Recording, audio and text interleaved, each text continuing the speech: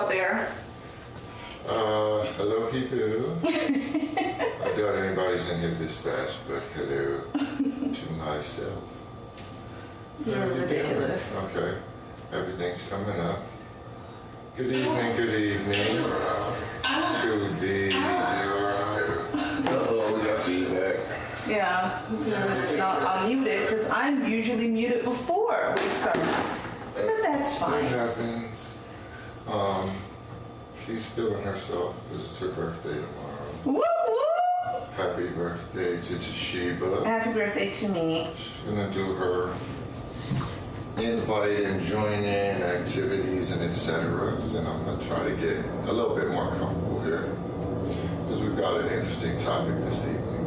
Definitely an interesting topic considering all of the shenanigans going on in the court of public opinion lately.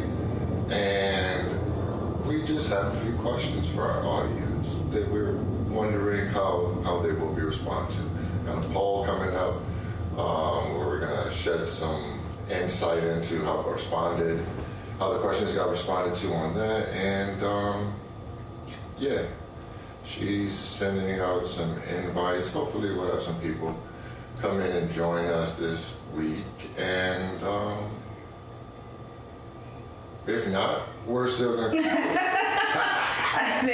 I would generally hope so. I think this is a very interesting topic, and I don't think enough people are actually having the conversation that we're about to have. I don't think they are. I think dudes are kind of scared because then they come out like... I don't think dudes are really pushing the agenda. And of course, women are going to bring it up, but I do think a lot more women are more open-minded than people give them credit to. I think again, it's just what works in your life, and we came up with a term today in which we coined, defining your relationship, and who's actually the author of that definition. Is it the people inside of the relationship? Or is it people in external? And we want to see how some of the couples that tune in, how they... Joanne says, where are you? I know, I told her I'm coming. I am coming. I've got to make an entrance. Yeah, she's got her entrance. Here we go. The birthday girl is...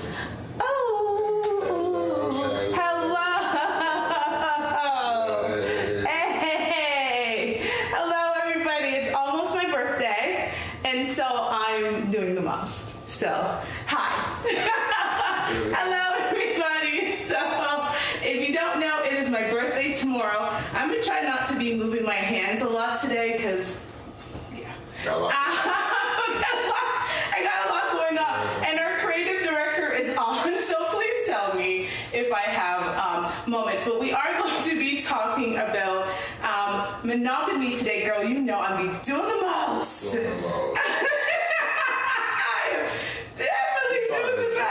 Outside. We went to a basketball game last night. Thanks to my daughter, my 20-year-old bought me my first Suns tickets. It was awesome. Go Suns. But she trying to drag me outside again, y'all. Like, what is wrong? And his face always looks like he hates being there with me, but I digress. And you ever been sitting somewhere and it feels like the air is blowing directly down on you? That was our seats. We had great seats. Again, thank you, Tran. But when we looked up, I was like, I'm in Arizona. I had on a full cat suit. I mean, my breast assists were out, but it was ridiculous. Middle of November. In Arizona. Whatever. So, monogamy is what we're going to be talking about today, and I think you guys will be surprised, or maybe not so surprised. Thank you, Envision Footwear. Thank you. See? Love the outfit. Thank you, Patchy. We pushed for the coordination, y'all. Again, that is all to her. Okay. Again, I can't even take no credit for it. Okay? Because if it was up to me, he would have showed up in some gray tracksuit I do not like, and I was like, no, this is what you're going to wear because it actually matches my outfit, because I was also considering an orange outfit and it would have been fun. I am brains behind the operation, along with our creative director, who's also online. Rob needs to turn that frown upside down. I'm not frowning.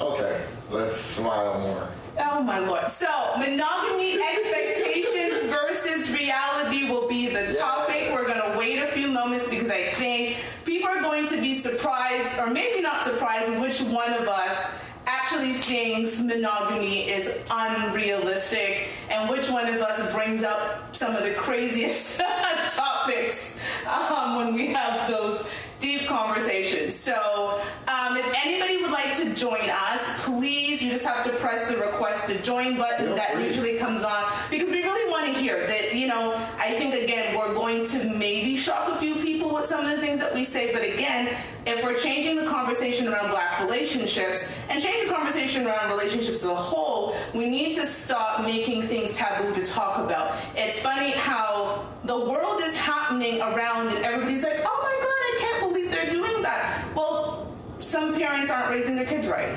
I just really, it blows me away consistently that we live in this world and we're not talking about actions, we're not talking about behaviors, we're talking about conversations, and people won't even engage to that level. It's like, don't even, I can't believe in 2021 that there's still topics that people consider taboo. Like, this whole thing has been shaken up. Like, what are we talking about? Like, nothing is what it used to be. So why aren't we talking about it more? That's my question. And I think, you know, I think as, I guess, North America, where most of us live, but I think in some other cultures, European cultures, even some African and West Indian cultures, some, not all, people do want to have the conversations. They do want to be forthcoming about what their expectations are in a relationship. And it's so many people going into relationships without expectations and setting expectations surrounding their relationship. It's not about our relationship. And listen, I'm not sitting here acting as if we have this perfect relationship. We absolutely do not. Okay, we do not have a perfect relationship, but we have a functioning, working relationship because of the fact that we have the difficult conversations, which is what actually makes our relationship work for us, right? Like, when I promote the show, I'm like, we're not trying to be couple goals, we're just trying to show you how we stay together, right? I mean, it is the truth. And, you know, we do this show, and it's the highlight of our week, definitely. Because I know, one, it's for a whole hour, I can guarantee she won't get too salty with me. So that's the week. It's no guarantee. It's not really a guarantee. But no, I mean, come on. Like, it's not like major salty, but it's like we fluctuate between this minor salty state because, again, she says, you know, what it's like dealing with someone who's like lazy, like a sloth and nonchalant and stuff. And I presented her with recently, like, what it's like living with someone who's OCD. And the funny thing about it is, like, I'm much more annoying to her than she is to me, so I get it. Like, that's why she's constantly a little salt at the boy, just because I choose not to worry about it as much. But is that it? Yeah, pretty much. Oh, okay. That's what you want to tell the people? Isn't that the truth? Oh, okay. Okay.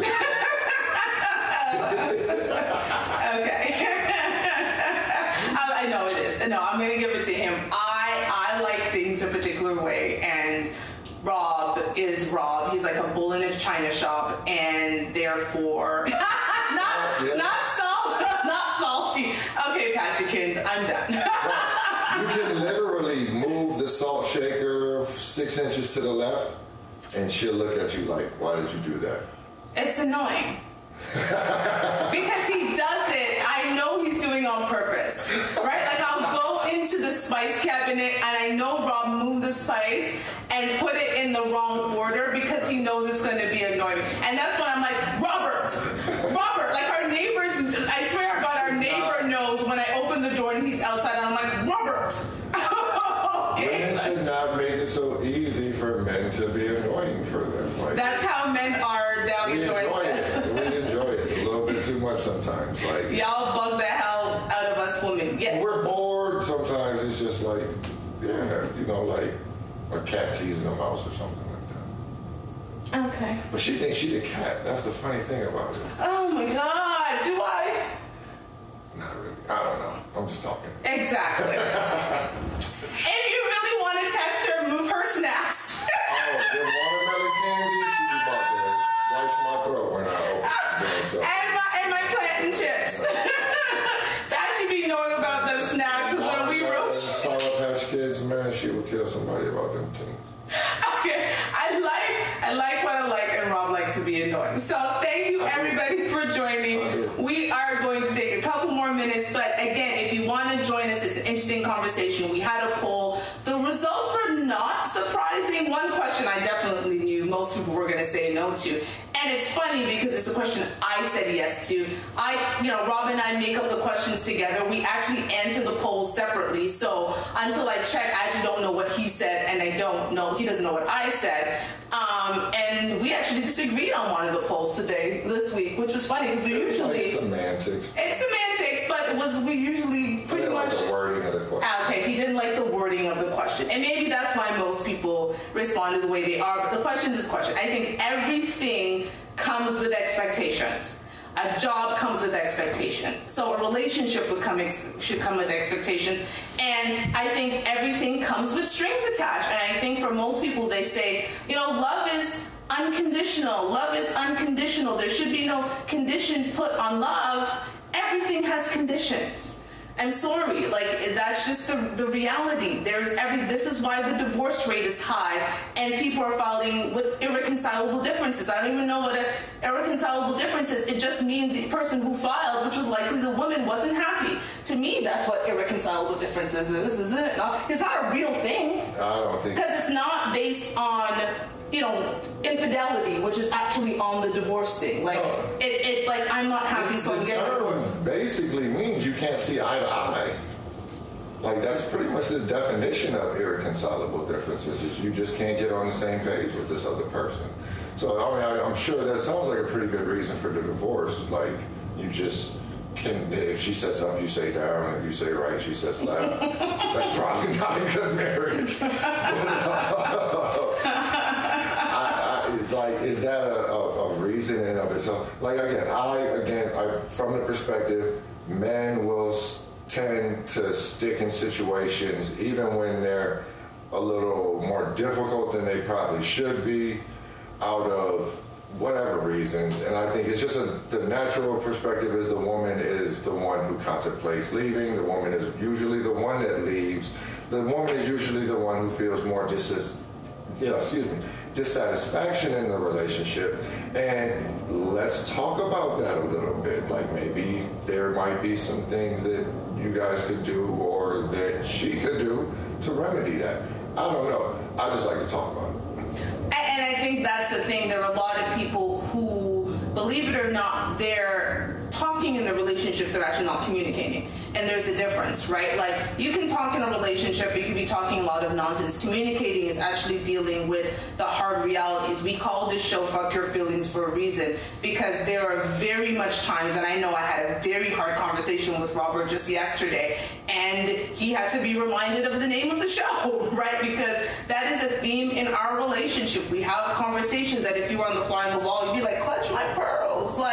Did he just say that to her? Did she just say that to him? And absolutely, because again, we never want to be in a space where we take this stuff to bed at all. I don't ever want to be a time where I'm like, you go outside and sleep on the couch. I'm not doing that anymore. And he's not doing that. You definitely understand what you're saying. It's for the other people. Yeah, I get it though. And it's that's inhibiting your soul. That's weighing you down, holding on to them types of feelings and that type of again, we talk about some things. I know it's weird, especially for guys coming to your woman yo, when you are behaving in this manner, it does actually make me feel this way. I don't know if you're aware of that or not. Because I think on standard, women, especially when you're like me, kind of reserved and don't outwardly show a lot and just kind of keep it close to the vest, the the automatic assumption is, oh, he don't care, he don't feel nothing, he ain't worried about it. And sometimes I'm very worried about it. Sometimes it does bother me. Sometimes it is, a thorn in my side. And expecting the other person to, get their telepathy certificate and read your mind and just automatically tend to your wounds is kind of ridiculous. And I know that, especially being a male, that's really not a place you want to be. Like, what I'm going to do, sit here with my arms crossed and and my lip poked out until she asks me what's wrong with me? Or am I going to just bring her the problem? And I think that's a lot more mature, it's a lot more grown, and it's probably going to get us better results. Because in the meantime, that's what I think happens in relationships is when you're not right, you're moving in a space of not being right. Mm-hmm. And how do you think that the other person is not reacting to that? Yeah. And then again, if there's no expectations, I mean, it was funny. I remember, she's not on, but one of my best friends, and we had a conversation, and her and her partner did sit down and have a real, actual conversations about non-negotiables and expectations in a relationship. And I thought, that is brilliant. More people need to do that. People are falling into relationships. Yeah. In 2021, people are falling into bed. Let's just call it what it is. And it clearly didn't start in 2021, but people are falling into bed and then relationship. I mean, look at the whole Danny Lee, DaBaby, Summer Walker, London on the Track, all these different relationships that are on there. You got DaBaby, calling the cops on Danny Lee, saying she was a side chick when she has his baby and kicking her out, and she putting out receipts and saying, if I'm a side chick, blah, blah, blah. Guys are treating their side chicks the same way they're treating their main chicks. But again, Rob says it all the time, just because we're sleeping together does not mean we're in a relationship. It doesn't. And I think that's just like, are dudes sending mixed signals? I'm pretty sure they are. Like, how do you expect them not to be? Like, guys are just kind of out here trying to cope with the rules of engagement that you women have defined. Men don't get to define the rules of engagement in the courtship game. We don't. If every woman out there demanded that he get up and open the door and be a gentleman, and guess what? That's what y'all would see. But we have the argument that, like, again, and this ain't no shade to DaBaby, because I actually, as an artist, I like him, but let's be honest, some of his behavior in the court of public opinion has been kind of like, wow, like, yo, bro be doing the most. And that's who she chose as her baby daddy. And like she's saying, you nutting all up inside of me and all this other, I'm like, that's not really a good look to you. That, again, he was able to be with you in that way the night before, and the next morning be talking about, you need to get up out of here. You crazy. And again, if you're going to be in a relationship with someone, I think both people need to be in the relationship. And we've said this before. People are in relationships with single people. Yep. There are people claiming relationships. And unfortunately, a lot of them are women. They're saying, yes, that's my man. No, he's not. Claim ain't reciprocated. He's only claiming you when somebody else wants you. Like, I think both people need to be, if a man isn't introducing you as this woman, if he isn't coming out, if he isn't talking about the future, if he isn't doing all of that, you might be in a relationship with him, but he's for the streets at that point, so you can't get mad when his name is in the street, because again, again, we're going to be talking about monogamy expectations, but it's also relationship expectations. If you're really, like, we had a conversation about, we talked about it on our second episode or third episode, relationship contract, and it's a verbal relationship contract, and it's one that, of course, we can change over the time, but we set out expectations about what the other one wanted and what the other one needed. And again, they're going to change over time, but it was a conversation to be had. We didn't just fall into bed, and I'm like, yeah, I got this man, I'm in a whole relationship, and he's over there like, I mean, that was some good pum-pum, but like, no. And I mean, like, most guys they've definitely been in that situation before where they've been like, oh, I thought this was like a little slide through type of situation, and she's like telling her mom about you and stuff like that, and you're like, wait, why? Hey, You don't Angie. even know where I live at. Hey, Natalie. So we did have a situation where someone thought they were in a relationship with someone for 5 months, but they didn't know where that man lived. That man had been to their home, but they had never been to that person's home, nor did they actually even know, I think, the crossroad or the intersection that person lived. That is not a relationship, Meek. Okay? And honestly, some it's so bad. Some of y'all don't even be knowing fellas' real name, like their government name, like the name that their mother gave them at birth. Y'all know all of these aliases and all of these like street names. And again, you know him. He's a popular guy. Everybody knows Pookie, but Not Pookie. you have no real understanding of who Johnny Ray Earl is, you know, because that's his real name. Not Johnny Ray. It's funny. There was a meme that came out.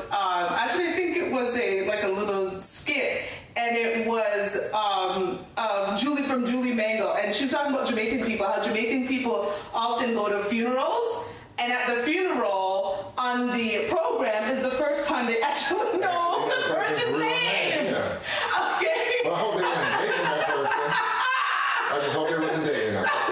But yeah, that's on brand. I ain't tripping off of that unless you're dating them. Okay, no, but that does sometimes happens where they know people be dating people. Oh, it goes down at the funeral. We've been, unfortunately, there's been a lot of death close to both of us recently, you know what I mean, in different ways or shapes or forms. Not directly impacted, but just friends and associates and things like that. And a lot of talk has been about funerals, and this is not anything got to do with monogamy, I know. But some non-monogamous situations get exposed big time at funerals. Whether y'all realize it or not. Funny enough, that's when all of the ish hits the fan. Mommy, who's that strange lady crying all over Daddy's casket? Which is why we're having this conversation. So, Don't find out about a whole bunch of step brothers and sisters at the funeral. That's all we're saying. I mean, listen, I'm very honest about my situation. As an outside child, you can call me the bastard child or the love child. My parents had an affair, and that's how I was born. I'm sure that they loved me. I was actually raised by my stepmother for many years with my dad because in our situation, my dad had more of the financial means and clearly had the family, and my mother did not. And so she did what I think a lot of women did, especially from the West Indies as they migrated, is that she left me with my dad in a position that I would be comfortable. And so from an early age, I got exposed to the idea of monogamy and what that was like.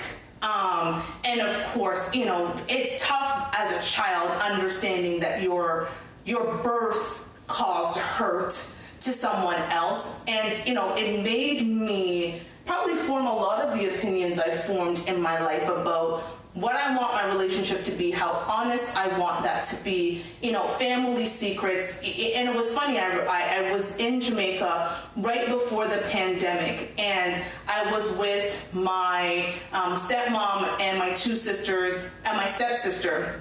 My stepmom's daughter, because she was getting married. And I remember being at like a party, and I call my stepmom mom because she is my mom. And I just remember this uncomfortableness of people kind of looking, and there was a little bit of the whispers like, oh, that's the baby, that da-da-da-da-da-da. And I was just like, I left it alone. I was 40 at the time. Actually, I just turned 40. But, you know, I was 40 at the time, so it's not a big deal. But even after 40 years, there was the, she's the one that, you know, she had to take care of because Johnny had cheated and da-da-da-da. There were still those whispers after 40 years. I've always said to Rob, I don't want that embarrassment on the street. And not that I am an embarrassment, but clearly my stepmother had to deal with a situation that really and truly, I don't think she signed up with for my father. So to avoid those things, Rob and I have had some very deep conversations about monogamy. And I'm going to stop it there for a second. I'm going to ask people who are in the live chat, because I'm going to grab Rob's phone and send some more invites out. If you were to guess, which one of us doesn't believe that monogamy is realistic? Put R for Rob or T for me. Pass me your phone. Just gonna wait up. No, it's not like there's a... Never mind. that there's a what? Nothing. That there's a what? Go on. Again, the mystery around it is she's definitely... It's a stronger opinion for her than it is for me. I'm like, I think people are excuse me, I think people are on a different spectrum. And I think some people, it may be a more functional type of relationship than others. But in general, especially with like life expectancy being as long as it is and things like that, because I remember it was a question put, again, I'm going to bounce around for a minute. It was a show I was watching, it was The Good Doctor. And the question was, you know, if you could live 1,000 years, how do you think that would impact or change, or like, would you still have taken the same wedding vows? And the guy was like, probably not, because when I said till death do us part, it was with the assumption of a normal lifespan, not 1,000 years, you know. So just imagine if we lived 1,000 years. Would monogamy really be a realistic expectation? Probably not, because who in the world could deal with somebody else for 1,000 years? You know, and I'm not saying that in such a like, it's the worst thing that could possibly happen, but I would put it maybe better as who could only deal with one other person for 1,000 years. And if you sit up there and say you, I'm like, I think that's just because that's what you believe the right answer is. I don't think that's a really realistic situation either. So 2 people have said me. That I'm the one who has a stronger opinion about monogamy. Definitely. Hey, Twins Inc. You just joined, but I'm going to rephrase the question to see if Twins Inc., our boy here who's always here to support. Twins Inc., here is a question. If you had to say between Rob and I, which one has a more stronger opinion that monogamy is unnatural? Put T for me or R for Rob. I'm just going to give that a second. Again, everybody, thank you for joining. Yes, because I was sending out invites. Sorry. Hey, thank you for the people just joining us. We're going to be talking about, and we are talking about, monogamy expectations. And the question on the table right now is, if you had to guess between Rob and I, who believes monogamy is unrealistic, or at least has the stronger opinion that monogamy is unrealistic, would it be me or would it be him? So it would be T if you think it's me, or R if you think it is Rob that has a stronger opinion that monogamy is unrealistic. Right? Yeah. I mean, I think you... Right now I'm winning, apparently. Well, definitely. I think, like, you know, it's... To me, again, I don't look at it like... Hold on. No twin thing. No, you got to choose. T or R. You don't need to hear more. No. She's a Scorpio. Come on, man. Like, everybody know, like, out of all of the signs, y'all are the hot pants out of the signs. You know what I mean? Robert. That's not accurate. T for Toshiba or R for Rob. Okay. You see, she did not point out the lie in what I said. I am going to give it so 10, we're gonna move on. 9, 8, 7, 6, 5, 4, 3, 2, 1. Clearly, all my people know me. So everybody that said T were all my friends. I actually think monogamy is an unrealistic expectation in a relationship. I think it is unrealistic to think that you meet someone, marry them, spend 40 years in a relationship, and you are supposed to be with them forever and only them forever. I think love is not unconditional. I think love has conditions. Unfortunately, Disney has given us this narrative that it's fairy tales and rainbows and butterfly, and you meet your prince and he gets, and you go away and it's forever and it's love. No. No. Okay? Okay. That's not how it goes. And one thing that I would say that she has a saying, and it makes me laugh when she says it, especially the fact that it's like in 2021, unfortunately, there's a lot of truth to it. She likes to say that a lot of women, whether advertently or inadvertently, are sharing women, so they might as well. No, they're sharing men. I mean, excuse me, are sharing men. They are. So they might as well just go ahead Come together and get on board with the program. And when you look at the landscape, all of these women and talking about how they baby daddies is out here cheating, it's like, maybe y'all not talking about the right stuff. Here's the problem. There are not enough men to go around. There are more girl babies that have been born generation over generation over generation. There are just not enough men. And again, despite what might be believed in the black community that black men are just going out there having all kinds of babies, that is not true. In my life, in my dating life, I have met and dated more men without kids than I have actually dated men with kids. Unfortunately, the men that I dated with kids generally had multiple kids, and they weren't always with the same mother. So there is a small group of men actually having children in our community. Do not believe the hype that black men are out there spreading their seed indiscriminately, because having a child at 21 and actually not wanting any more children, it was very difficult for me to date, because I met men, so many of them from 21 all the way over, who did not have kids. Up until right before I met Rob, there were men that I was meeting that did not have children. So again, if there is just a small percentage of men populating the world in the black community, how can y'all say that you don't want to share men? You're already sharing men. Women, a lot of you are already sharing men, so why don't you actually have a realistic conversation with the men? Like, let's talk about Summer Walker on London on the Track. She's his fourth baby mama. NBA young boy has 8 kids and 7 baby mamas. Well, I say it all the time. If Quasimodo was a multi-platinum recording artist, he would have several baby mamas. It's just facts. Like, there's enough women that would not care that, yeah, I'm talking about Quasimodo from the cartoon, Hunchback of Notre Dame, you know. That guy would have multiple baby mamas. There's probably no reason that that guy should be having any kids, but for clout and financial reasons, he would absolutely have a couple that would line him up and just be like, you know, Quasi Jr. and all that good stuff.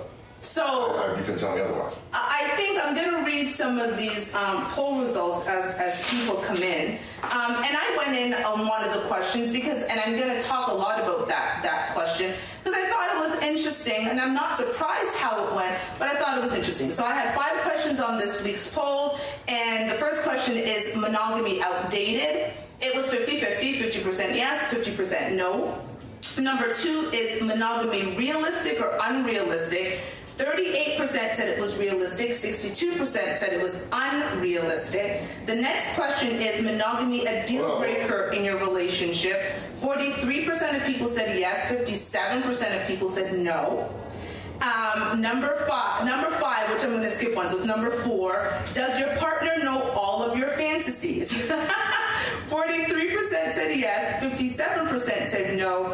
And this was the big one. Would you sign a monogamy contract that required sex 5 times a week and you couldn't gain or lose more than 15 pounds? 17% said yes. 83% said clearly, hell no, they're not trying to sign a monogamy contract. But that's what a relationship is. Yeah, pretty much. A relationship is essentially an expectation for monogamy. So when you get into a relationship, whether you're having the conversation or not, you're actually saying, and I put it in quotation, I'm signing up to be monogamous. So you actually are signing a contract. I mean, I agree. relationships in general, like just friendships, associations, business relationships, whatever, there's always expectations to it. You know what I'm saying? I'm going to treat you within a certain parameter of behavior, and you're going to treat me within a certain parameter of behavior. When you go to work, well, okay, I'm going to just talk about myself for a minute. When I go to work, next week I have, I do a rotation. I do 1 week out of a month in the office. When I go to work on next week, Monday, and if I walk in and say, hey, what's up, James, and my manager, and he just smacked me, that would not be in the expectation of what I would think would be acceptable behavior in the workplace. Okay. Correct? I mean, I get it. that's a rather extreme It is rather example. extreme, yes. I get it. But again, there's laws, there's rules, there's social conventions that prevent that type of stuff from happening. So when you go to the hospital, there's an expectation that they're not going to kill you. When you go to a fast food restaurant, there's an expectation that they're going to feed you. Everywhere you go, there's an expectation. But somehow we get in these relationships and we just agree to figure it out as we go along. Like, well, again, someone who's done that, again, we both kind of have done that before. We said, nah, that just is not going to work anymore. So it was very pragmatic early on, and it saved us a ton of grief and allowed us to move rather rapidly.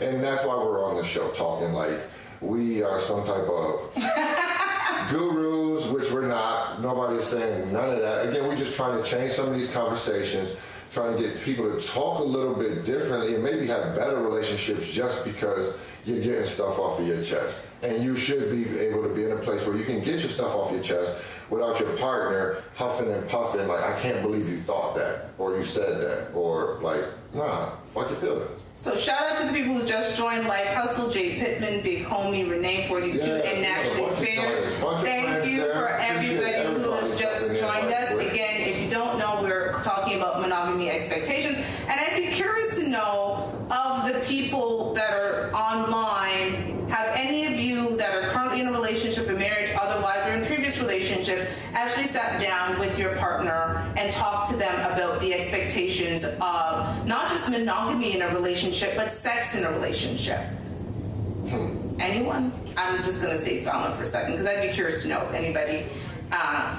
Because we have no problems putting our business out on Front Street. That's what we have a whole show, right? But has anybody really sat down with their current or previous partners and had an actual in-depth, no-holds-barred conversation about monogamy expectations, sex in the relationship, not off-gate? Appreciate that. Why not? You know what I mean? What your expectations were around sex, how many times you wanted, what would happen if one of you doesn't have the sex drive that the other one does. Open relationships. That's just joining what's happening about. Has anybody had a conversation about the concept of an open relationship? So we've got, Big Homie saying for sure off gate. We've got Twinsing said yes, they've had the conversation. Now what about open relationships? Has anybody had a conversation about open relationship? I think open relationship is just that, open. Like, I think you can't talk about any type of definition of a relationship without first defining your relationship between the two of you. Oh, that part. You know what I mean? And that's something we were talking about a lot over the course of the week when we were planning the conversation around it. And to the extent that you can, that's one thing that we were both understanding, that we're solid enough in the people that we are, that regardless of whether the world is a fan of it or not, we were going to define our relationship, and we were going to figure out what would position us in the best place to win and have a long-term successful relationship where we could stay together. Like, that's the whole... That's our goal. Our goal is to stay together. Our goal is not to be couple goals. Like, he is no Russell Wilson, and I am no Sierra Prayer around here. Because my prayer would have gone no further than the ceiling, okay? So, like, it would have went on the ceiling and bounced right back. I would have been like, no, you out of prayers. Well, like, you see Twin said, like, Will and Jada mess it up for everyone, because, again, that stuff was all messy and public. And, again, that's one of the things we talk about all the time is, like, public embarrassment is, yeah, who the hell would sign up for that? why would I sign up to see her like at the Grammys with Young and May? She's like just doing the most, and I'm like Young and May don't even know who I am. I'm just sitting here on the couch at home watching this whole spectacle, feeling salty, like the salt shakers that was up earlier, because we agree we wouldn't do no crazy stuff like that. We definitely have an agreement that like, yo, if you're not for her, you're not for me, and vice versa. Like, we are a team. Ain't nobody coming in and breaking up the team. Like, let me talk to you over here on the side for a little bit. And I think that's not what Will and Jada seemed to have going on. You know, they were doing their own thing totally independently. And I'm not saying like, hey, that maybe works for some people, but that ain't how we get down. Like, our thing is, again, it starts and ends with us, and there's conversations that we can have beyond that. But this is my constant right here. You know what I'm saying? I do know that much. So, based on what Robert has just said, clearly you know we've had the conversation both about what our expectations around monogamy is. And I'm always going to put monogamy in quotations because I really want people to research monogamy. And I say this to people all the time. I think there's like 4,000 different mammal species in the world. I think that's the last number that I saw. 3 to 4% of them actually practice monogamy, which means 96 to 97% of the mammal species of which we are don't actually practice monogamy. Well, just people don't want to talk about the hard facts of nature sometimes. It's like, you know, our stuff is like what Kevin says, something like a ridiculous number of children are born to like very a rather small men. pool of men. It's like 20%, 25% of the guys is having like damn near all the kids. And that's a little out of order. You know what I mean? I think. But I clearly think that that's why there's nature. Birds with prettier feathers procreate more than birds with dull feathers. Animals that exhibit survival instincts better procreate more than those that don't. Not to mention the fact that those that don't usually just die in nature, you know, like, but that's, again, another conversation. But I think that, so just the law of nature states that not every person was designed to be procreating because, and again, this is going to get a crazy conversation. Go ahead, baby. You know what I'm saying? But we are supposed to be trying to put our best foot forward as a species. But this society we in, it seems kind of the opposite. Like, the people who shouldn't be procreating are having the most kids, and the people who are sitting back thinking about it and hemming and hawing and I ain't got enough money and waiting in life, and them the ones that are having 1 and 2 kids. But the train wreck trailer parks in West Virginia are filling up rapidly. You feel what I'm saying? So I don't know what that necessarily means for the way humanity is going forward, other than it's... Are you saying ugly people shouldn't have kids?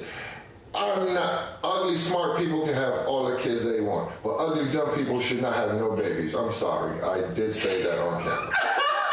So before we take a moment with that one, Dahlia Joanne also said monogamy is a control mechanism, but it's a definite choice, not a natural condition. And every choice has a consequence and a repercussion. And I actually would agree. I have actually said there are some people who should have been castrated and not been able to procreate. I'm sorry. It is what it is, but we have a show called Fuck Your Feelings. So fuck your feelings with that. There are people with a lot of babies out there. There was a woman I was sent today. Dahlia Joanne actually sent me this woman who was talking about she's got 6 babies with 6 baby daddies, because according to her, if she had 6 kids with 1 man, she would only get 70% or 34% or whatever it was of his salary, and therefore they'd only get $600 and something. But having 6 kids with 6 baby daddies meant that she gets 70% of each of their stuff, and it was $2,040 exactly. So she's making over $24,000 a year, based on having 6 babies with 6 baby daddies. A whole baby daddy she had calculated, like, yo, again, as someone who understands the complexity of math a little bit, this was not an easy problem that she figured out. Because again, she was adjusting for percentages if you have 2 kids, adjusting for percentages if you have 3. Like, she did a lot of rather well thought out math to come up with it. But again, that's what delusional people do, is go to far-fetches to try to rationalize how they live it. So you got one crazy woman out you there ain't got 6 baby daddies raising 6 kids. Yeah, her math was genius, but fucked up. Exactly. It was genius. But again, now you've got one woman out there with 6 kids by 6 different men who's out here teaching those 6 kids how to go back out into the world and do that. Baby algebra. Some people should not. Her daughters. Here's the thing. And this is going to be, men, protect your seeds, and women, protect your womb. Okay? Especially men, protect your seed. Y'all out there willy-nilly, the babying, and Summer Walker, who's got this, and NBA young boy, and, I met a guy also with 7 kids and 7 baby mamas, and all of those things. Once you have nutted, you have no more choice. No, fact. Like, again, I think, like, even going back to, like, high school and stuff like that, like, when dudes would talk about, like, pregnancy and things around that, I think dudes at least had the feeling that maybe there was a conversation that was going to be had around what was going to go on with the pregnancy. Nowadays, fellas, I can almost assuredly guarantee you, if you get her pregnant, she's going to have that baby. So, yes, protect your seed. Dahlia Joanne says there are people out there nutting up in every pum-pum without forethought. Yes. And yes, him. I did it. He did it. I can admit to it. Like, I was out here wild. He was out here just doing what he does, and that is that. But then babies are a blessing. They are a blessing. Like, praise to Jesus. I'm not having no children's. Because you shouldn't. But I digress. Damn. So, but here was the thing. The other day, I turned to Robert and I introduced the conversation about an open relationship. And I know it wasn't a easy conversation. Not the hand up, Robert. Well, I'm gonna make a dunce cap for the show, actually, and in certain conversations when they come on, we'll just pull it over and be like, he takes accountability for spreading. She was shooting up the club. Don't do it, fellas. Don't do it. Twins, like Big Braca, for real. But he's got 2 kids that are 363 days apart with a woman he knew he wasn't going to be with. However, I digress. It is what it is. But fuck your feelings. So again, having a conversation about an open relationship was something that I felt that we needed to have, and we had to go through the pros and cons. And it actually happened after one of our shows, and that's the one where we're talking about kind of the 80-20 rule and the fact that in any relationship you're only going to get 80% of what it is that you desire in a partner, and so you're going to have to give up 20 and whatever that 20 is. And I made it very clear I made it very clear. Rob gets to see all my messages pop up. So what interesting messages pop up as to why someone will not watch our show. But so, it was an interesting conversation because it was like, okay, if the case is that there's 20% of what you're not getting from me, would an open relationship put you in a position where you can fulfill that 20%? And I remember, I think he looked at me sideways like, are we really having this conversation? I was. But he went with it. It was really interesting, but sure, let's have the conversation. Well, because I think, again, we had another conversation. I think men are more accepting of the 20% deficit than women are. I think women... But my point was, like, why does the 20% have to be like the sofa, like the centerpiece of the shot, and then you coordinate the drapes, and why is the 20% the focus? But I think it's just how women are wired a little bit. You're wired for constant improvement, and that's not a negative thing. Like, you constantly want things to be better. You constantly want things to improve, and I think because again. dudes very intrinsically understand we love women, but we do not like everything about you. Like, that is facts. You can't like everything about me. I am difficult. No, I'm just saying, a man, like, every dude knows women have a little bit of go crazy in them, because every dude has a mother.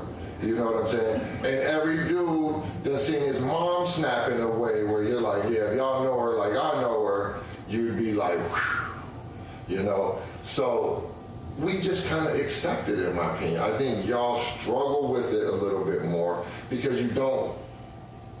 Again, the idea of not having 100% is hard to accept. But I think the thing for me is when I brought up the conversation, I think a lot of the times we may focus on someone's deficit, and that's almost what the 20% becomes. It almost looks like it's a deficiency in your partner because they don't have that 20%. So my big thing wasn't like, oh, Rob, let's jump into an open relationship. Nah, that wasn't the thing, but I wanted to at least have the conversation to explore, because again, we had a show about the 80-20 rule, and Rob and I are very clear, like, I discussed what my 20% is. I don't think he's as open with me about it. I mean, when I asked you the other day, you only said my OCD, and that cannot be it. That is not the only thing, because I got a list, I got to scroll. No, I mean, and again, and that's I love him so much. But that's kind of the point. I would literally have to start thinking about it and sit down with like my scroll and my feather and be like, okay, Your stuff is like, it's a rolling 20%. You feel me? It's like on a day-to-day. Like when at the game I kept biting my nails and you kept putting my hand down, I was like, yo, you watching the fucking game or you watching me bite my nail? And you know what I mean? It kind of had me. You know, it was a little annoying, but so that was in the 20% at that time, is that you do that. It's like, or that, you know, we're in a public space, you're paying more or as equal attention to me as you are to what's going on, and I'm like, he says all of that, but Rob's big thing about us getting into a relationship is that I'm extremely obsessed with him. Like, I kiss his face all the time, I lotion his skin, I oil his feet, I oil his beard, I take care of him, I do all of these things. So he says all of that, but part of his love for me is my actual obsession with him. So do not listen to his bullshit when he's over here talking about how he was annoyed. Because if I didn't do that stuff, he would be like, what is wrong with you? Did you not notice I was over here biting my nail? That's a man. We want you to do what you want, what we want you to do, only what we want you to do, only when we want you to do it. That's a man. Fellas, would you disagree with that statement? Jesus, Lord, this is why, ladies, don't try to figure out your men. This is why we have these conversations, and they're difficult. So while the men are putting together their answers about that, my broaching the conversation about open relationship, and I think what's different about our relationship is if you are a fly on the wall, you would be surprised that I am the one who broaches these conversations. I am the one who brings up the idea of, you know what? do we want to talk about what I told you the other night in bed and you told me to go to sleep? Because I'm like, what's wrong with, like, yeah, go ahead. Because again, it's a good example of how y'all be just thinking completely something different from what we be having going on. But go ahead. So, listen, I face things head on. That's always been my personality. In my professional life, in my parenting, in my friendships, any relationship I have, I like to face things head on. Rob has this annoying habit of literally leaving right after work to go do whatever the hell he's doing. And I'm pretty sure it's hanging with his friends, but for the purpose of this conversation, I'm gonna call it whatever the hell he's doing, okay? So he'd be out there, doesn't have dinner with us, which is annoying. Then I have to save food and he comes home and he doesn't eat it, but that's another story altogether. So he goes out and it's like 7 o'clock, or 6:30, and then he wants to scoot beside me because I've fallen asleep at about midnight, 12:30. And then he wants to jock up himself beside me with his heart and then like try to wake me up, right? So I said to him, you know what, dude? If this is going to be your pattern and you want to leave the house at 7 o'clock and come back at 12 o'clock and 12:30 and 1 o'clock and try to disrupt my sleep by talking about let's bust it wide open right now. You need to go do what you're doing outside in these streets, come home, take a shower, and then lay beside me because I really want to sleep. I don't have time for your nonsense. Okay?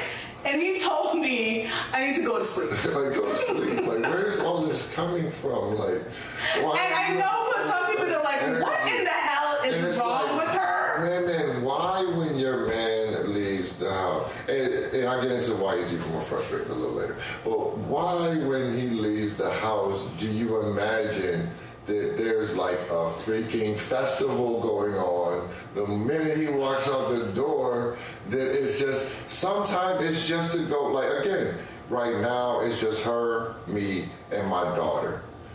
2-1, they're both Scorpio women, they both see me eerily closely, so they both ride and nag me about the same things. So I have a lot of reasons for trying to be out of the door sometimes, many of which is like me being busy and trying to betterment of our situation, and sometimes it is just to goof off and be around other masculine energy. But it's definitely not to go try to be around no hoes. Here's the thing. Like, I don't understand. I actually know for a fact he's not around hoes. That was not the point of the conversation I have. The point of the conversation I had, if you want pom-pom, an appropriate hour is at 1 o'clock after I've fallen asleep and you try to bring me in and talk about let's bust it wide open. If that is the case and that's what you want, you can leave the male energy that you so desperately want to be around and bring your bauxite home before you know my ass is going to bed. But when I am sleeping and I've got to get up because I work out 6 days a week and I do all this other stuff that he does not do, I'm tired. So go out and go find your crotches because you want to be out with all that male energy, and then take a shower and come home because I don't have time for your on me at 1:30 in the morning telling me to wake up. That makes, yeah, I just get killed on that one. I will live with that. Yes, strange, I know. I just get killed. Strange, I know. I just get killed on that one, but understandably, your argument makes sense. And I got you. Like I say, one of the things you'll learn about me is when I am deserving of a talking to, I take it. And when she's just being ridiculous, I'll be trying to hear it. Matumbo, like smack it. So this is one that when she put it from that actual perspective, I was like, I get it. I have been a little erratic with my schedule and running out after work, but I work at home all day long, so I kind of give myself the leeway of like, well, technically I'm home all day, even though I am still working. So it's not quite the same as like me getting off from the job and then running off for all of this, for a little bit after that. But needless to say, I concur with the woman. I need to be more routine with my dinner schedule, and then I get to run out all I want to after. And do your business. And don't bring your car at night at 1:30. Because, and ladies, on top of that, at 1:30 in the morning, he's not giving me the best ride of my life. Okay? It's not. It's quick. And it's hachu, but then I had to get up for 5 minutes. Why would I want to do that? I was enjoying my sleep. I don't sleep that much. So I already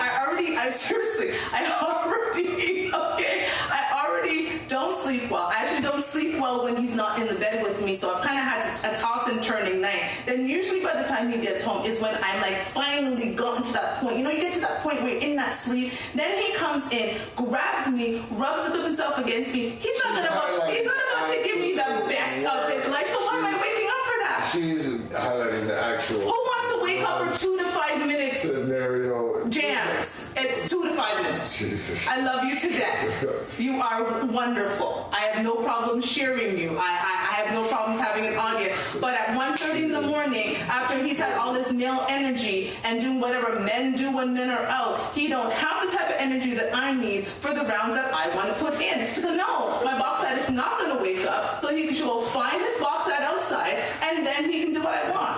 No, I don't want the pokes. Dahlia Joy said Sheba is Jamaican. She comes by her instance, honestly laughing my ass off. I like to wake up to pokes, get it in, and let me sleep. I do not. It's killing me. I do not like the pokes. Okay, wait, and I'm not about to.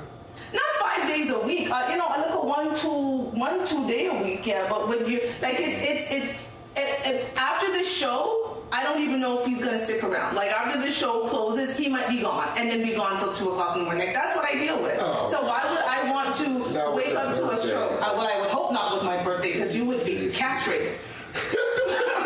My birthday is the most important day of any year. Like, fuck our Christmas. Like, I'm not doing that.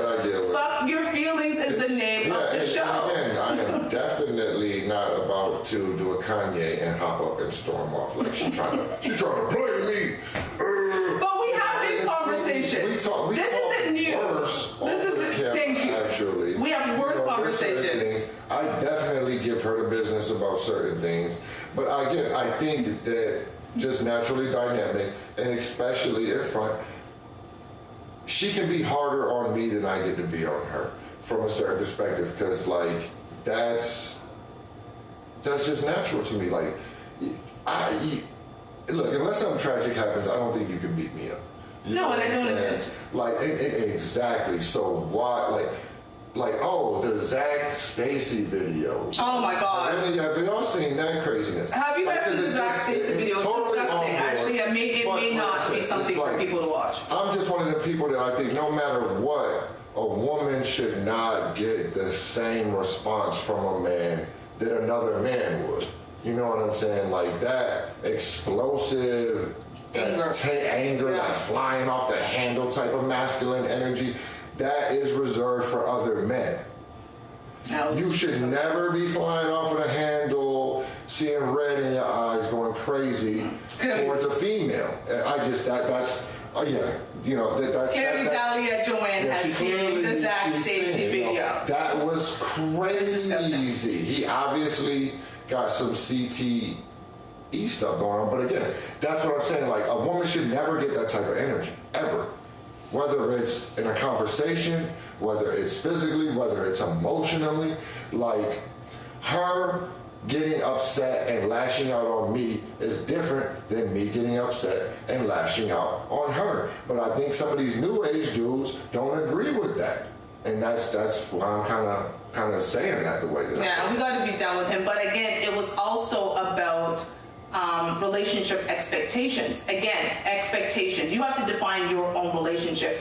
I had one moment of explosive anger with him, and I ended up apologizing to him and the other people that was here, because I realized, one, how much energy that took out of me. It was necessary, but I was completely embarrassed by it, because part of our thing was like, and I didn't even go off. I wasn't cussing him out. I don't do that, because we have a no disrespect clause. But the fact that I had put out that type of energy, I was like, I don't want that. So one of our big things was like, if there is ever a space and time where the other person is bringing out that part of you, you need to separate yourself and remove yourself from the situation until you're in a position to be able to have a conversation. And I don't think we've really had that moment. I meditate in the closet, or I do certain things, or he might have a morning where we're kind of silent as we're going about our ways, but we've never had that moment like, oh my God, because we've set out the expectations in our relationship about what works for us. Like the baby Danny Lee situation would never be us. Me putting out all of this business, if we break up on a Summer Walker type album in a book, would never be us. I'm coming out with a new book set out to be released in March, and guess what? He's going to read the book before I put it out, because it's about me and our relationship and all the things. There's going to be no surprise, and stuff that I put in the book he can hear. Like my creative director, my editor is online. I talk to her every Tuesday. I read parts of the book the other day. He knows what I'm saying. It shouldn't come. It's us against the world. So I should not be surprising him with what I tell the world about us. That conversation I just said, he's well aware of me saying that, because I tell him that. It's not a surprise when I say things. We've discussed them. And I think there are people who are surprised by what their partner's saying, because they're not actually communicating. They're talking to each other, but they're not communicating. And so I know we run a little bit over time, but because this is a question I'm going to say again. New people are joining, so it's fine. This is the question again that I want to read out, and again got a very negative response. Would you sign a monogamy contract that required sex 5 times a week and you couldn't gain or lose 15 pounds. 17% said yes, 83% said no. So you couldn't gain or lose more than 15 pounds. Well, I think part of that is, and again, not this audience, definitely, but in general, the people out there, I think mostly, like, especially, I think people just don't really understand. Everybody wants a relationship, but not everybody wants to work to maintain a relationship. It's like, maintenance is a part of damn near anything too. You buy a house, you have to clean the gutters, you have to mow the grass, you have to do landscaping. Like, everybody wants a house, but you don't get to just sit in that house and let it go to shit and do nothing. You've got to maintain your property now. And your relationship, you should be looking at it like the same thing. Like, it is something to be maintained. No, go ahead. But I think, and you have to get in it with someone who believes in maintaining it in a similar way as you do. So we're in a new era of hashtag boss chick, right? That's the new era we're in. Everybody in their muma is a boss chick. Everyone is bossing it up and having their own business and doing whatever. You need to maintain your business in order to continue to call yourself a boss chick. You have to put in the time, you have to put in the effort, whether it's marketing, advertising, going out meeting people, promoting, whatever it is that you do, you have to put in the effort, because if you do not put in the effort, you do not net the results. Why is there not the same approach to relationships? If you do not put in the effort, you do not net the results. So how do I'm sorry, and this is, people not gonna like me, but again, you're joining a show called Fuck Your Feelings, so that's on you. I do not expect Rob to be attracted to me if I, a year from now, weigh 100 more pounds than I do today.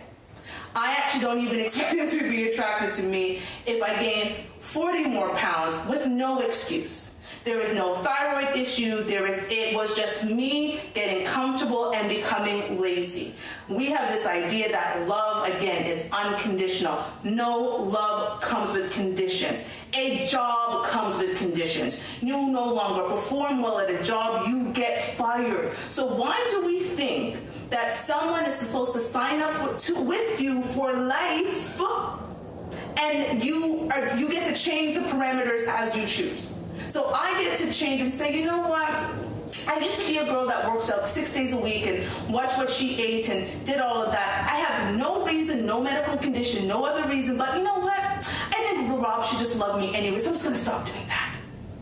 And then I sit here and I blow up, and then you need 2 of these dresses to fit me in a year. He should still love me and still be attracted to me and want to poke me at night when he comes in? Well, again, I said yes. I was probably the rare person who said yes. If there was a monogamy contract that stated that I had to maintain what you need to put oil in your car, I didn't get to just drive around in a BMW when I was back home in Toronto without maintaining it. I didn't get to put regular gas in it instead of premium gas. It wouldn't go very far. So why are we okay with maintaining material things, maintaining being a boss chick, maintaining doing all that stuff, but we can't do the same in our relationship? I don't know about that. Well, I mean, it's just... Because if he gets fat and sloppy, I don't want him. I mean, and there's nothing wrong with that. It's like, again, maybe there needs to be like homeowners associations for relationships. Basically, like when you move into nice neighborhoods, there's rules. You can't just park your car on the lawn. They're gonna fine you. You know what I'm saying? Because you're not like you're impacting it ain't just your lawn.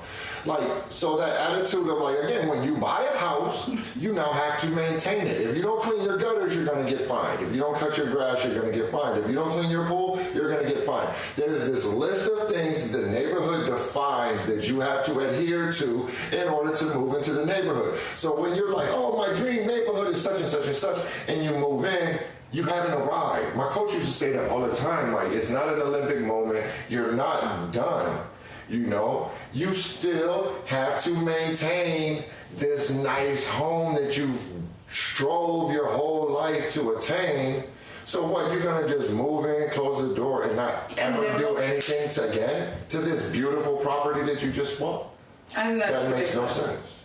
And I actually don't think it's healthy. And again, a lot of people will think she's crazy. This is crazy talk coming from a woman because again, we've been fed some Disney narrative that it's Prince Charming and happily ever after, and he will love us forever. And people talk about the fat weight that you gain in marriage and all of that stuff. I find it interesting. In my last book, I said it's funny how women are okay with having their own standards, but not the standards that the men bring to the table that they want them to have. And that's not okay. So it's funny because I speak, he always says to me, babe, you it's not that I'm masculine, but I have a lot of views that people would err on the side of a man, but it's because I have that same expectation of him. I can't expect something of myself that I don't expect of him and vice versa. Go ahead. No, I was just saying, let's be real. For that, my athlete friends out there, you know what I mean? Do you think guaranteed contracts get dudes to perform higher? Do you think that maintains that they're going to be hungry? Or do you think that what happens when guys get guarantees, they usually get a little complacent? You know it's coming in no matter what. I play ball overseas. It's ridiculously competitive. It is cutthroat. You can have a bad game, don't have two. You feel what I'm saying? And I think if people looked at their relationships like that a little bit more, like a more competitive environment, an environment where you had to stay hungry, where you had to stay competitive, where you had to stay productive in order to maintain the position that you have, because that's exactly what you're doing, maybe folks will look at it. But a lot of people tend to look at relationships as like something to go after, to get, and then you're done. Now I can go ahead and gain weight or not work as hard. Or when you feel betrayed if you married an attorney, ladies, and once you married him, he said, you know what, this whole partner track ain't working for me. I want to be a pro gamer, and let's downsize and sell the house, and let's just, because this is where my heart is. I want to be on the electronic gaming circuit. You would be like, this nigga done lost his blah, blah, blah, blah, straight up and down. Yeah, went from a 300,000 a year earner to 20-something thousand. Whether it's socially acceptable to say it or not, and again, guys understand your body changes, you gain weight, especially after having children. But some of y'all is built like competitive athletes before you've had any children. And with that, we are going to get to the portion of the show, where we, okay, if the answer is... I ain't talking about tracks, I'm talking about shot put throwers and shit like that. Oh, Lord help his soul, love him so much. What is your question, my love, tonight? What is your question? What is it? Okay. What's what? I have very small. You can't see here, but I have very small writing. It's what's your biggest fear for this relationship? My biggest fear for this relationship? It's not a big fear, because I think we teeter this, but that you will one day just not find my shenanigans as cute as I do now, amusing as you find them now. Yeah. My shtick wears off, I guess. That would be the biggest concern. Yeah. Basically, he's annoying. Very. Yeah, kind of a one-trick pony. I don't have a line in the repertoire. He is that kid who literally pokes you just to see, and you'll be like, ow, and he's like, ha ha ha ha. He's that little boy. We used to hold niggas down and press on their eyeballs until they made tears come out their eyes. That's Robert in our relationship. Which is why I talked about an open relationship, so I could get the 20% of the romance. But I digress. Okay, I love him regardless. My question is, do we make each other better people? Absolutely. I agree. I don't think that's just without being said. I think absolutely. If we look at our lives as we have kind of gone through the last year and a bit, I think we've all grown. He allows me to be the imperfect person I am, and I do the same. So, thank you. Appreciate it, bro. Definitely, man. Check us out next week, baby. What's good? She may reframe the way she approaches you, but the charm will definitely wear off. Laugh out loud. Okay, one more. Oh, damn. Is that like a cryptic warning? Creative director. Have you ever been cheated on? I'm pretty sure everybody has. Me, I'm... He only claims 4 relationships in his life. So of the 4 women you claim, I'm number 4. Did any of them cheat on you? I don't know. If that's the context, then not that I'm aware of. But you've only been in 4 relationships out of 4, so that's the only thing. Dating doesn't matter. And dating doesn't care. No, dating that's the doesn't thing. matter. I was very, very clear. There were very, and I'm just talking about this. I don't know why. But this is how I looked at, especially my early 20s going into, my early 30s or whatever, is I'm single. When it would get to a certain point, I would even be like, I don't even know where I'm going to be living next year, i.e. what country I'm going to be playing in. So how in the world am I trying to plan a life with you? And that's not being mean, but that's whether it was you or you or you. So there were plenty of yous. There was a lot of yous. Let's just call it what it was. You know what I'm saying? And that's how I moved. I was very protective of my seed at the time. That's why why Europe isn't littered with baby Stevensons. But yeah, I started nutting up later in life. And we will go to my question. We're done with him. Okay. My question is, all day with that question. What about our relationship makes you really happy? These moments, it's the transparency. Like even sometimes in the most difficult situations, after the most difficult conversations, we find a ways to still make the other person laugh. And that's really important, right? Like I don't think there is really that much going to bed angry. That was part of our kind of relationship contract, is we never wanted a space where something lingered on for days and days and then into weeks and weeks. Like we kind of faced it head on. So the transparency and the open communication, what I would say. One more each and then we will go, because it's my birthday tomorrow, everybody. It's her birthday. That's what I'm doing the most. Birthday. What is one thing you knew how... What is one thing you know how to do? I don't know what is this question, so I don't know what that is. So you might know when you was drinking mimosas. I must have been drinking mimosas. And please read this. Okay, this question says, what is the one thing I do that drives you the most nuts? Again, it's the double-edged sword. It's like she was saying earlier, like the obsession.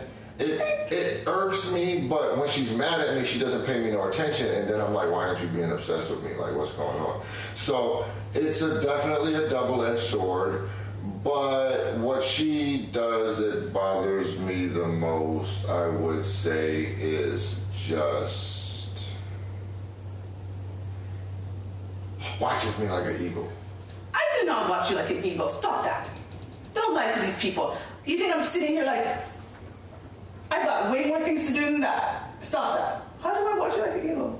Oh, and like you put down the glass and you put it in the wrong place and that's just everything. Like you, maybe not watch, but she observes. I observe his behavior. She observes me like an eagle. So whether it's hearing, whether it's looking, whether it's saying, smacking teeth, tasting, whatever, she be on me. Okay, I've got a question. Yes, he does.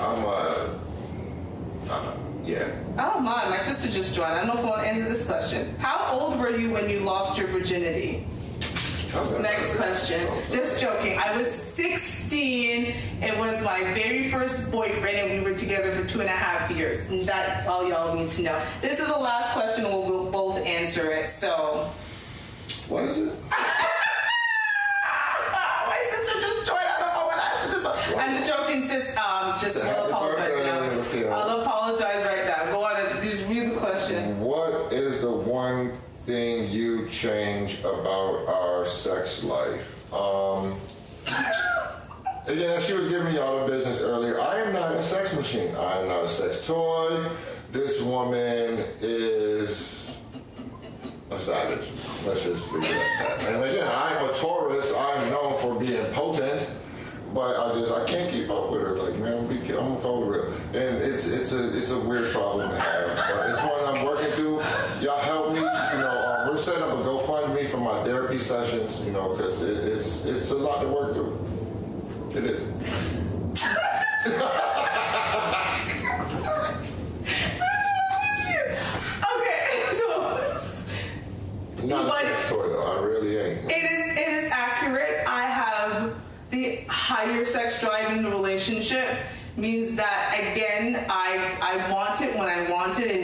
really a lot, and he's like, yo, like, what is wrong with you? She chastised me too earlier about coming in and, like, again, mind you, I probably smell bad and been doing like, all kind of stuff. So I get it. That's why I want to give her a agree. But this woman also be like, it's going down tonight, and she'll just be like, I'm like, damn, do I even have a choice in this? I'm like, you not gonna buy me no wine? What's going on? I'm just saying.